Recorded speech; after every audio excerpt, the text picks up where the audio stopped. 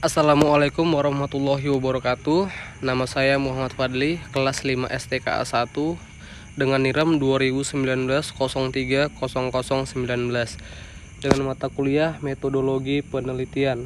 Di sini saya akan mempresentasikan tugas akhir semester saya atau ujian akhir semester saya yang terdiri dari 4 soal, di mana 3 jawaban sudah saya tulis di sini atau lampirkan di sini, karena soal nomor 3 itu membuat kuesioner, di mana kata Bapak dosen linknya aja dikirim ke WhatsApp Bapak.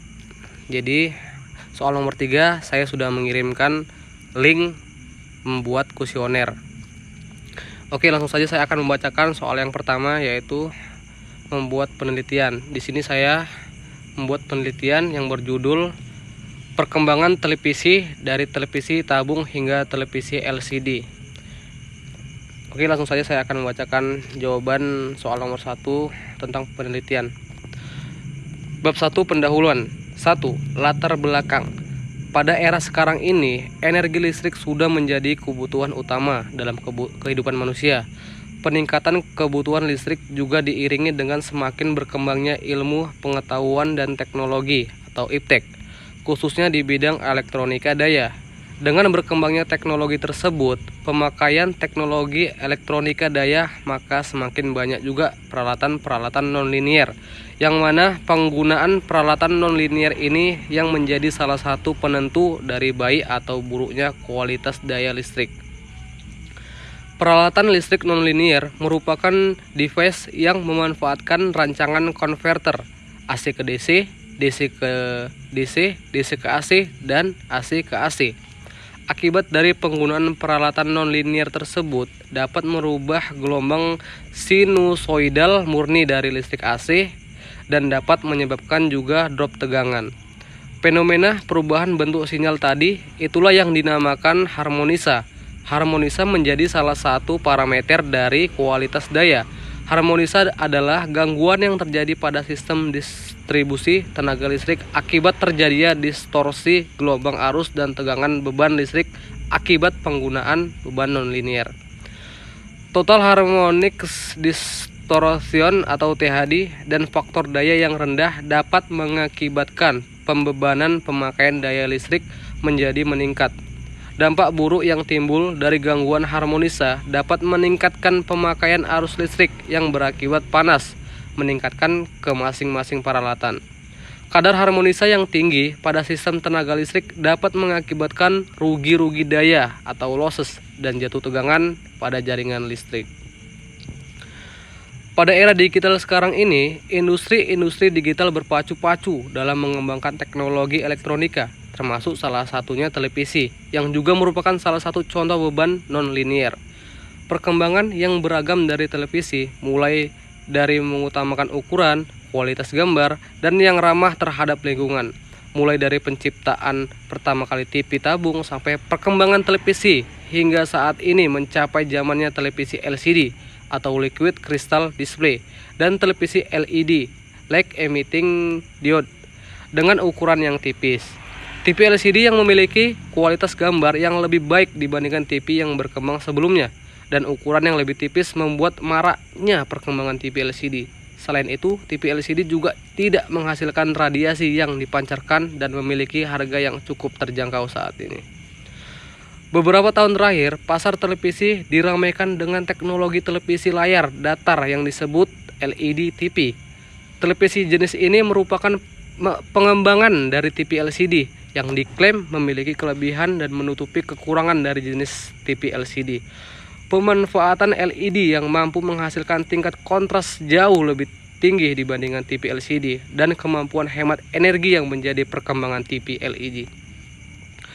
Televisi LCD dan televisi LED memanfaatkan power supply dan komponen elektronik aktif maupun pasif yang menjadi sumber harmonisa yang nantinya akan berakibat buruk pada sistem kelistrikan.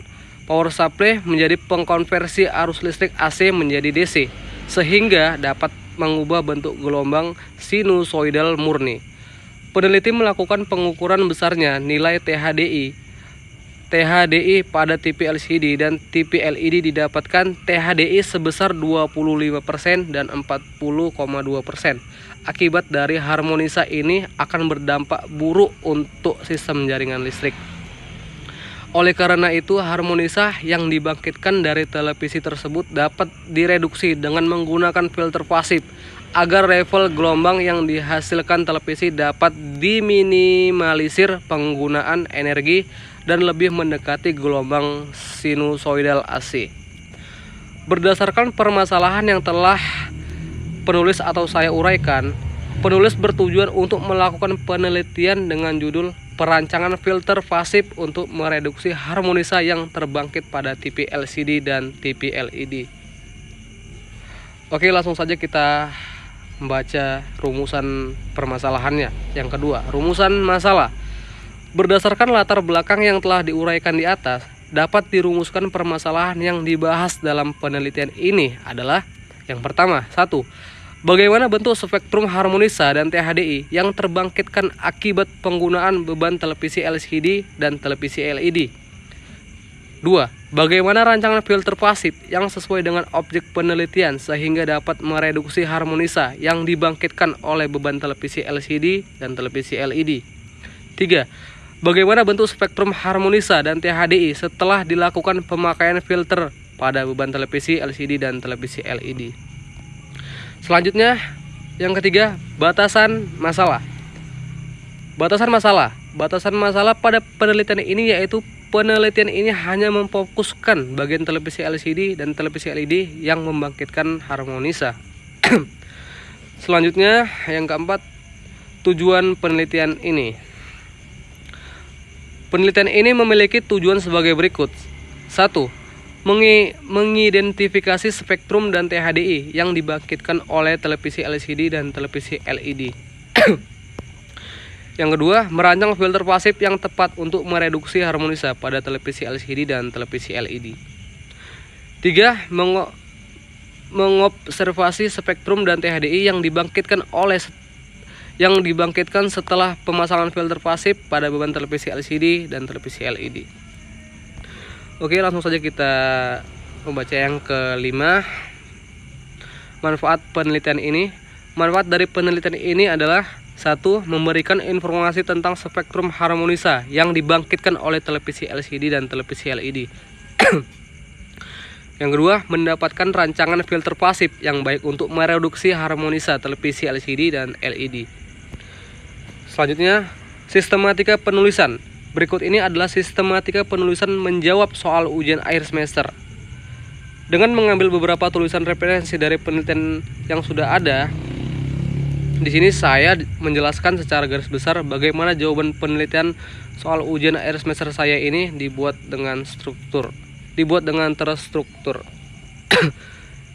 Itulah penelitian yang saya tulis, walaupun saya mengambil referensinya dari penelitian orang, dan di sini juga ada yang saya ubah-ubah. Langsung saja kita ke bagian penutupnya, yaitu kesimpulannya. Kesimpulannya yaitu berdasarkan penelitian yang telah dijabarkan serta melihat fakta yang ada sekarang, maka dapat ditarik kesimpulannya. Yaitu kesimpulannya, dilihat dari kelebihan dan kekurangan yang dimiliki TV tabung dan TV LED, dapat disimpulkan bahwa TV LED memiliki bentuk tampilan layar yang lebih baik daripada TV tabung. TV LED juga lebih hemat menggunakan daya listrik, namun jika dilihat dari segi keawetannya, jelas TV tabunglah lebih awet dan tahan lama. Selanjutnya, saran yang saya tulis dari penelitian di atas. Penulis atau saya juga memberikan kepada pembaca mengenai dalam memilih TV tabung atau memilih TV LED di zaman era sekarang ini. Di zaman sekarang ini sudah kebanyakan orang memakai TV LED. Saran saya, kita semua harus mengganti TV kita ke TV LED supaya kita melihat tayangan televisi itu lebih jelas dan menarik karena mengikuti perkembangan zaman. Tapi itu semua kembali ke hak orang masing-masing antara memilih TV tabung atau TV LED. Itulah jawaban tentang soal nomor 1, membuat penelitian. Semoga bisa dimengerti oleh Bapak dosen.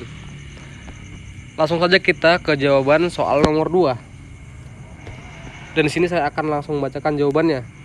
Teknik pengumpulan data adalah teknik atau cara yang digunakan oleh peneliti untuk mengumpulkan data atau informasi serta fakta pendukung yang ada di lapangan untuk keperluan penelitian. Teknik pengumpulan data tentu sangat ditentukan oleh metodologi penelitian yang diambil atau dipilih oleh peneliti.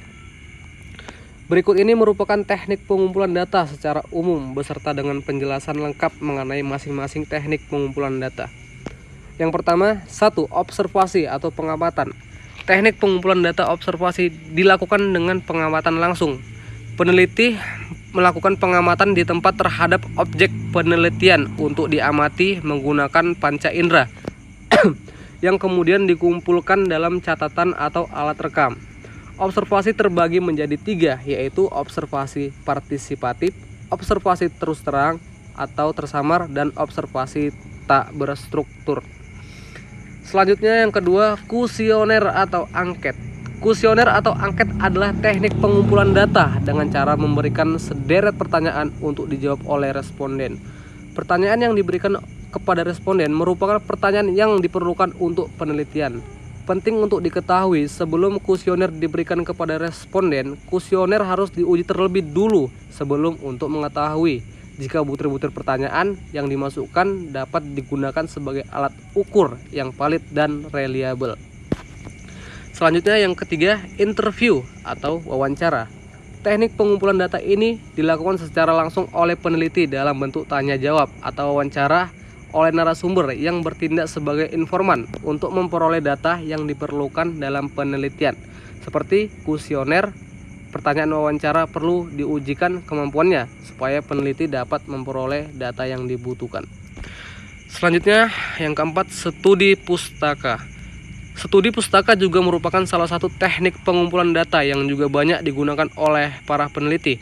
Teknik pengumpulan data studi pustaka dilakukan dengan cara mengumpulkan data yang relevan atau sesuai yang dibutuhkan untuk penelitian dari buku, artikel ilmiah, berita, maupun sumber kredibel lainnya yang reliable dan juga sesuai dengan topik penelitian yang dilakukan. Selanjutnya yang kelima, studi dokumen. Teknik pengumpulan data ini dilakukan dengan mengandalkan dokumen sebagai salah satu sumber data yang digunakan untuk melengkapi penelitian. Dokumen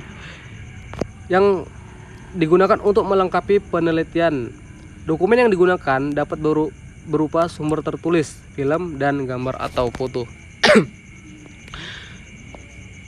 Kesimpulannya, teknik pengumpulan data untuk penelitian ini dapat dipilih peneliti sesuai dengan kebutuhannya masing-masing penelitian dan juga berdasarkan metodologi penelitian yang dipilihnya. Itulah jawaban soal nomor 2 yang telah saya tulis. Maaf apabila ada salah kata yang saya keluarkan. Selanjutnya jawaban soal nomor 3. Di sini saya tidak menuliskan jawaban nomor 3 di folder PDF ini dikarenakan soalnya disuruh membuat kuesioner tentang penelitian yang saya buat dan saya sudah memberikan linknya kepada Bapak dosen melalui WhatsApp. Jadi di sini saya cuma menjelaskan bahwasannya saya sudah mengirim link membuat kuesioner di WhatsApp Bapak dosen. Oke, langsung saja kita beralih ke jawaban soal nomor 4 atau soal yang terakhir. Langkah-langkah bagian di metode penelitian waterfall. Metode waterfall adalah salah satu metode pengembangan perangkat lunak yang cukup populer karena dianggap mudah untuk diterapkan. Mengetahui lebih lengkap mengenai metode ini akan membantu kita dalam menerapkannya. Di dalam menyelesaikan proposal penelitian ini, penulis menggunakan metode waterfall yang meliputi beberapa proses di antaranya. Yang pertama, 1. Analisa kebutuhan. Langkah ini merupakan analisa terhadap kebutuhan sistem pengumpulan data. Dalam tahap ini bisa melakukan sebuah penelitian, wawancara atau studi literatur. Sistem analis akan menggali informasi sebanyak-banyaknya dari user sehingga akan tercipta sebuah sistem komputer yang bisa melakukan tugas-tugas yang diinginkan oleh user tersebut. Tahapan ini akan menghasilkan dokumen user requirement atau bisa dikatakan sebagai data yang berhubungan dengan keinginan user dalam pembuatan sistem. Dokumen inilah yang akan menjadi acuan sistem analis untuk menerjemahkan ke dalam bahasa pemrogram. Selanjutnya yang kedua, desain sistem.